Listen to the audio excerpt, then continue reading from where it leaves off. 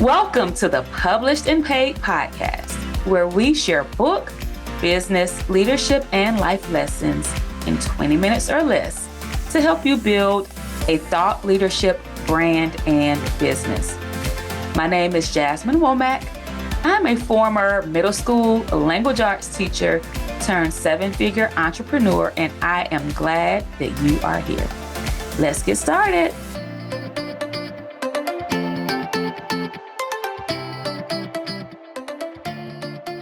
Welcome back to Published and Paid, the podcast. And listen, I wanted to talk about this because it's a real thing. When you need a service done and you depend on the recommendation of a friend and it doesn't go the way that you plan. So let me give you some backstory here. A few years ago, I had a videographer who I would do they would come and shoot videos, content videos of me, maybe twice a month. It was either once or twice a month before everyone really started using video. It was someone that I had gone to high school with, and he was really, really good.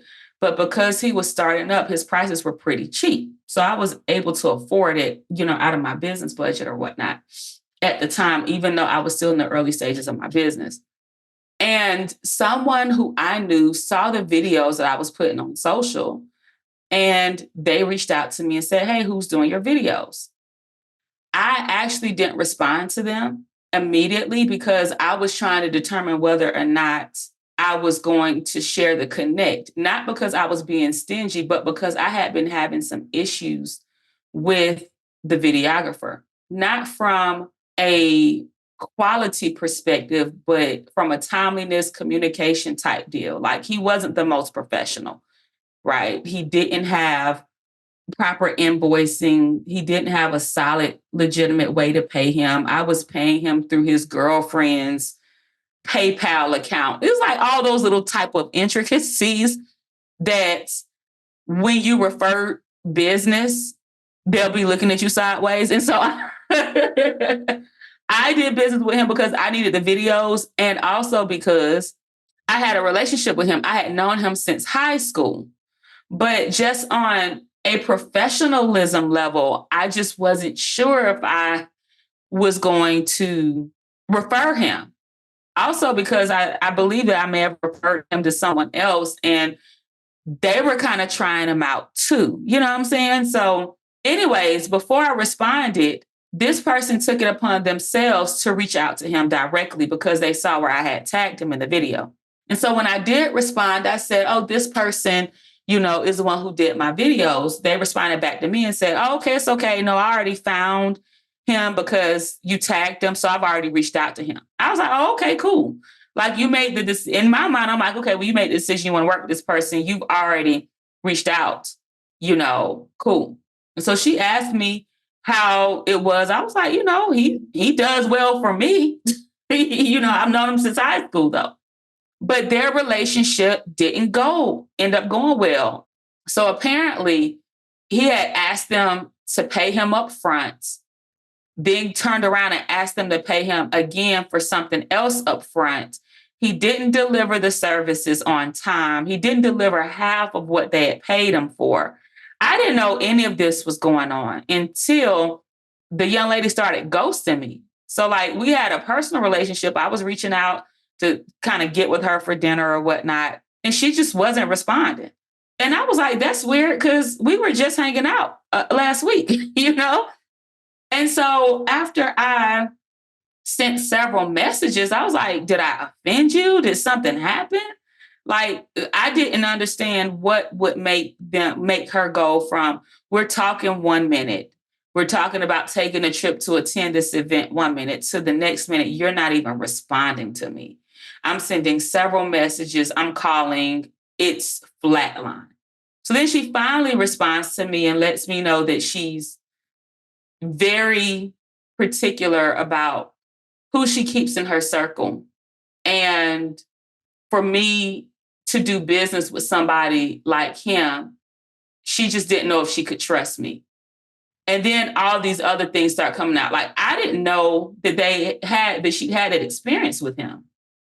because I had not had that experience, but I knew that there was some sketchiness going on, and but she had already reached out to him prior to me having this conversation with her.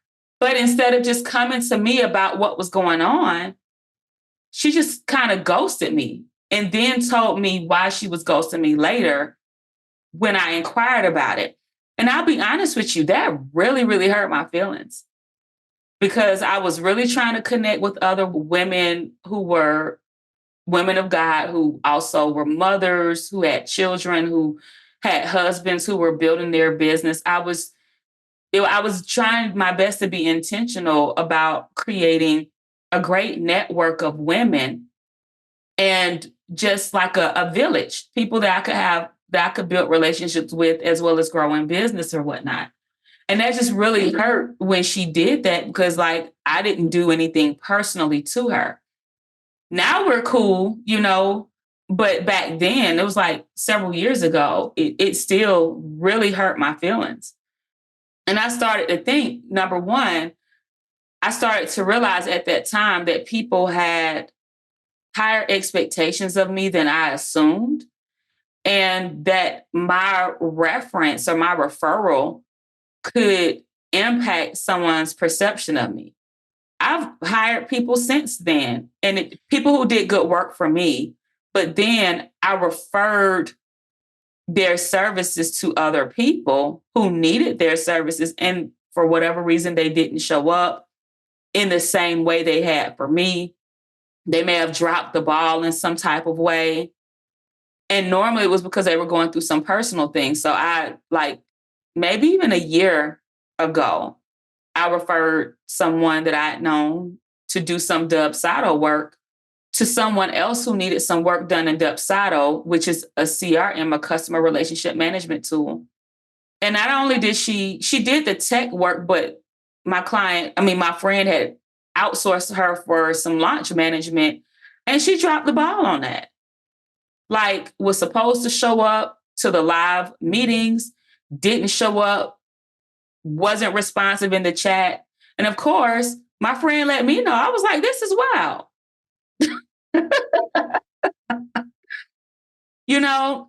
And the same goes for me. Like, I have hired contractors on the reference of someone else.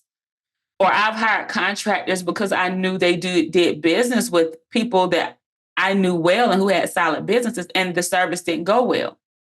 So what do you do when you hire someone for a service based on someone's reference and it doesn't go well for you? And we have to talk about this because as you're building your business, like, you cannot possibly think that you're going to get everything that you need from you doing it yourself. Like, the DIY road is the fastest way to being broke and exhausted. Yes, you're going to need to outsource some things. Okay. And I honestly prefer outsourcing through platforms like Fiverr or Upwork. Like, if you have a friend who may use a vendor on Fiverr or Upwork and they say, hey, use this guy for video editing, use this person for book cover design or whatnot, I think that those can be safer references because they're on those platforms. And if they don't deliver, you can cancel the order or immediately cancel the payment. Versus if you're hiring an independent contractor who has their own business, their own methods of payment, their own systems, and you're basically primarily speaking with them through you're at the mercy of their platforms, the risk is a little bit higher. Okay. Like, let's just call it what it is. So what do you do when you do business with someone as a result of a referral and it doesn't go well? When you want to preserve the relationship, this is what you do. Okay. Number one, you want to communicate to the person who refers you and give them a heads up about your experience, not to complain to them, but if they I typically don't get involved in other people's business, but if it's somebody that I referred, I typically will reach out. I was like, listen, this person is doing business with you as a result of my referral. What is going on? Because right now their experience isn't good. And frankly, you're making me look bad. Like, let's keep it all the way real, right? So communicate to the person who refers you and give them a heads up about your experience to see if they can intervene and or so that they know not to refer anyone else because of this horrific experience that you're having. Okay. The second thing I want you to make sure that you're doing is to make sure that you are in compliance. Are you following directions? Are you communicating? Are you delivering what you need to deliver so that the contractor that you've hired can do what you've hired them to do? Don't start looking for other people to provide a certain level of service and you are the one that's not handling business. So make sure that you are in compliance. Okay. The third thing that you need to do is to refer to your contract with the vendor. I don't care who you are working with. Typically, like if you're working with a vendor on Fiverr or Upwork, all of the requirements are there. But if you're hiring an independent contractor, then you want to make sure that you have all services, payments, all of the things, deliverables communicated in writing via a contract before anything begins. So you want to make sure that you refer to your contract with the vendor to look at the due dates, to look at what's supposed to be done and all of the things. Everything in expectation should be put in writing. Never go back to someone talking about something that was merely discussed. It has to be confirmed in writing. Next, you want to make sure that you email. Do not DM them, do not text, do not send voice notes. You want to make sure that you state your concerns in writing. So whatever is going on with your package or with whatever with the service that you've paid for and you're not getting great service or timely service, state your concerns in writing. Refer to the contract and what the contract says. And then also you want to make sure that you provide them with the deadline to respond back. If you haven't heard from them by X deadline, or if you haven't received, whatever product or service you've paid for by X deadline, as it states in your contract, then you are going to move forward to process a refund or charge back with your bank. Because now you have a paper trail. Okay? Also, I want to encourage you, do not judge the person who referred you. The contractor may have different challenges with your project. They may have experienced something different. They may have experienced something in life that they're trying to deal with or work through. This doesn't mean that you just give them a pass. What I'm saying is that it is not in wisdom to judge the person who referred you because the person you're working with isn't doing what they're supposed to do. The person who referred you has nothing to do with someone else's work ethic. They don't. Because that same person you're working with just may have done decent work for your friend or for your acquaintance. And they may have experienced something in life that impacted their ability to show up for you. So like, for instance, the young lady who did the Dub Sato work, she was decent when she did my work, but then she had a death in her family. One of her very close relatives passed away, and she just wasn't able to handle it. And so the way that she showed up for the person that I referred to her was not good. Does that mean that she gets a pass? No, because she should have had the conversation with her client and said, listen, I'm not able to complete this. And she should have given the client who I referred, she should have issued a refund. But that experience had nothing to do with me because when she did the work for me, it was actually pretty decent work. Okay? So don't judge the person who referred you. Take your issue up with the person that you hired. Do not burn a bridge and cut off communication with somebody just because they may have referred you or they may have done work with somebody and that person turned around and didn't do that same level of work for you. The person who referred you has nothing to do with how somebody else shows up. Okay? Next, you want to be very clear on the type of person that you want to work with. So I would encourage you to identify a list of criteria for who you want and need to work with. Like, for instance, when I told you guys about the videographer, at this point in my business and where I am, there's no way that I would do business with anyone who doesn't have an invoicing system and who does not have a legitimate payment system, either in their name or their business name. I just would not do it, because somebody who got to use their girlfriend's PayPal because their PayPal was shut down, that's a red flag. Sir, why is your PayPal shut down? Your PayPal might be shut down because you don't have a bank account, or because you have refunds and you had too many refund requests and you weren't able to fulfill the refunds, or for some reason, PayPal has found you in violation and won't allow you to have an account. I didn't have that level of wisdom back then. And that's why I'm letting you all know. If you find somebody with really cheap prices, and that's not saying that the person that you're working with has to be super expensive. No, they just need to have proper and professional processes in place. They need to have solid methods, legitimate methods of receiving money. That's why now I tell people you're working with them at your own risk. They did X, Y, and Z for me, but you're working with this person at your own risk. Unless it's somebody that I've worked with for years who has been just straight up solid. Like the young lady, the team who does my branding, we've worked together for 3 to 4 years. I will refer her business. I refer her business to my clients and my colleagues, because for 4 years, she's been straight up legit. She's been great.